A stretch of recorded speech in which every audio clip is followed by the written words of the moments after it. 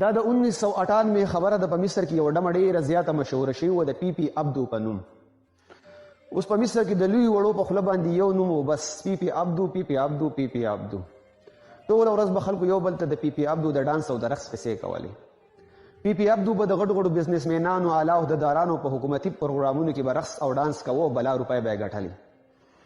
یو ورځ د مصر په دارالخلافه قاهره کې په یو مشهور وی آی پي هوټل کې پی پی عبدو ډانس وکړو او د ډانس نه بعد یې دومره شراب وڅښله چې په خپل هوش کې نه وه. په هوټل کې یو هنګامارایي او غیمه جوړه کړه. د هوټل ټوله عمله را جمع شوه او بس خلکو د پی پی عبدو تماشه کوله او پی پی عبدو رد بد وی. په دغه هوټل باندې د یو پولیس افیسر ډیوټي وه، هغه په دې خپل فرض او په خپلو اخلاقو ډېر زیات مشهور او ډېر ښه سړی و. ټول خلک پرې خوشحاله و. دغه افیسر پی پی عبدو خواله رالی او ورته ویې ته یو اعلی شخصیت او مهرباني وکړه دا هنګامارایي ختمه کړه. بس به هر حال په پی پی عبدو باندې د دې پولیس افسر د مداخلت ډېر زیات بد ولګېدو. پی پی عبدو لاړه، ټلیفون نمبر یې میلاو کو یو اعلی عهدیدار ته، حکم یې ورته وکړو چې د دې پولیس انسپکټر دا بدلي د دې هوټل نه وکړئ. د داسې خلکو خو ډېر غټ غټ خلکو سره تعلق یې که نه. به هر حال لږ ساعت بعد د پولیس انسپکټر ته آرډر میلاو شو چې ستا بدلي د دې هوټل نه مونږه بل ځای ته وکړه. پولیس انسپکټر د ځان سره وخاندل او روان شو. پی پی عبدو کور ته لاړه.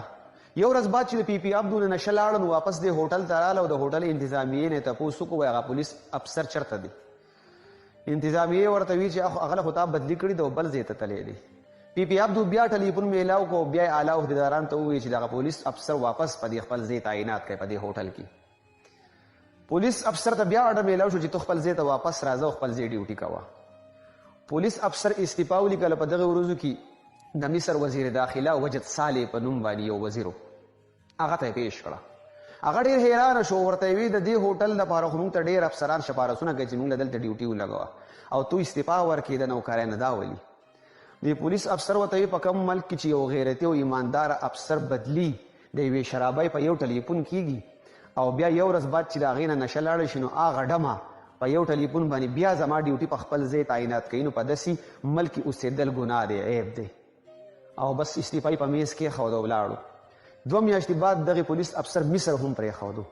نو ملګرو د دې واقعې نه دا یوه خبره بالکل ثابته شوه چې د کم ملک قانون د بدکرداره خلکو په اشارو باندې چلیږي په هغه ملک کې عزتدار او ایمانداره خلک ژوند نشي تیرولی، او که پکې ژوند تیروي هم نو د هغوی ژوند د یو عذاب نه کم نه